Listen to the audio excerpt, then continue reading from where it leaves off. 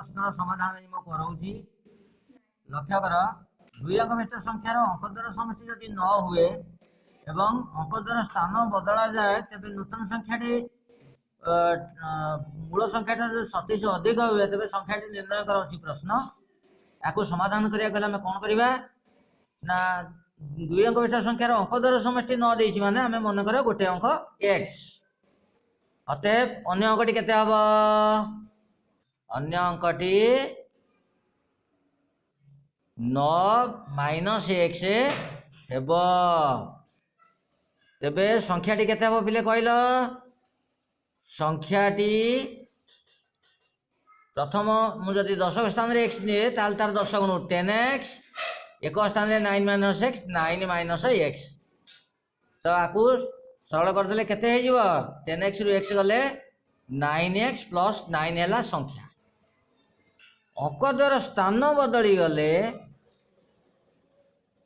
अंक द्वयर स्थान बदलिले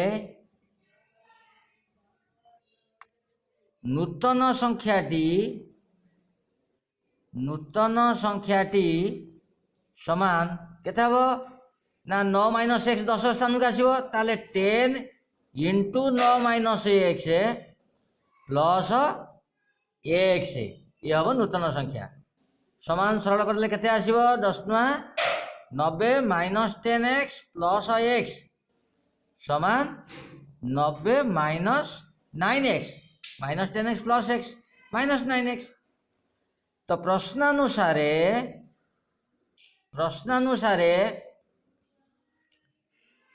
नूतन संख्याटी मूल संख्या 27 अधिक प्रश्नानुसारे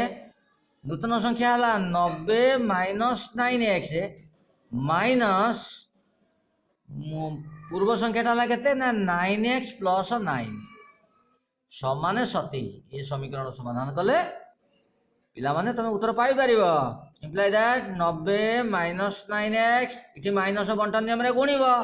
-9x - 9 समान 27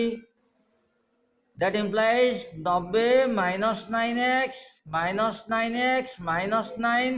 -27 समान 0 27 एपटो बोले आसला -27 imply that -9x -9x -18x 90 - 9 -27 आकु मिसे पड़ो प्लस 90 -9 -27 केते हला -36 समान 0 imply that -18x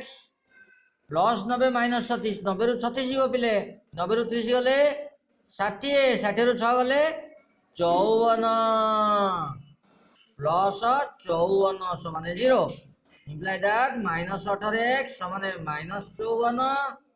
that implies x समान -54 y -18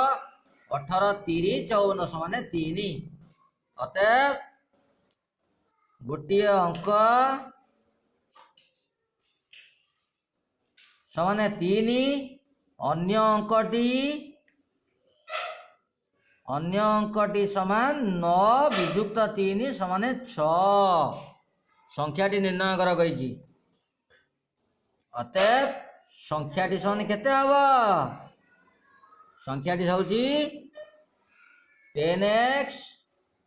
प्लस 9 - x समान 10 × 3 प्लस 9 - 3 समान 30 युक्त 6 समान 36 आंसर पिले बुझी पारला एई बड़ी तमे सहजरे करि पारिबो।